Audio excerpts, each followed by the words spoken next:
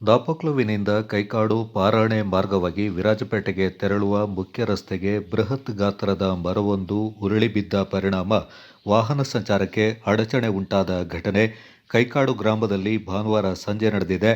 ದಾಪಕ್ಲು ವಿರಾಜಪೇಟೆ ಮುಖ್ಯ ರಸ್ತೆಯ ಕೈಕಾಡು ಗ್ರಾಮದ ಬಳಿ ರಸ್ತೆಯ ಬದಿಯ ತೋಟದಿಂದ ಬೃಹತ್ ಗಾತ್ರದ ಮರವೊಂದು ರಸ್ತೆಗೆ ಅಡ್ಡಲಾಗಿ ಉರುಳಿ ಬಿದ್ದಿದೆ.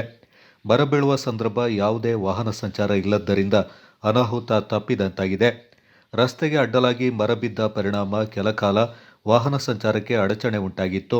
ಮಾಹಿತಿ ತಿಳಿದು ಸ್ಥಳಕ್ಕೆ ಧಾವಿಸಿದ ಪಾರಾಣೆ ಗ್ರಾಮ ಪಂಚಾಯಿತಿ ಅಧ್ಯಕ್ಷ ಪಾಡೆಯಂಡ ಕಟ್ಟಿ ಕುಶಾಲಪ್ಪ ಸ್ಥಳೀಯರ ಹಾಗೂ ಸಾರ್ವಜನಿಕರ ಸಹಕಾರದಿಂದ ರಸ್ತೆಯಲ್ಲಿದ್ದ ಮರವೊಂದ ಯಂತ್ರೋಪಕರಣ ಬಳಸಿ ತೆರವುಗೊಳಿಸುವ ಮೂಲಕ ಸುಗಮ ಸಂಚಾರಕ್ಕೆ ವ್ಯವಸ್ಥೆ ಕಲ್ಪಿಸಿದರು.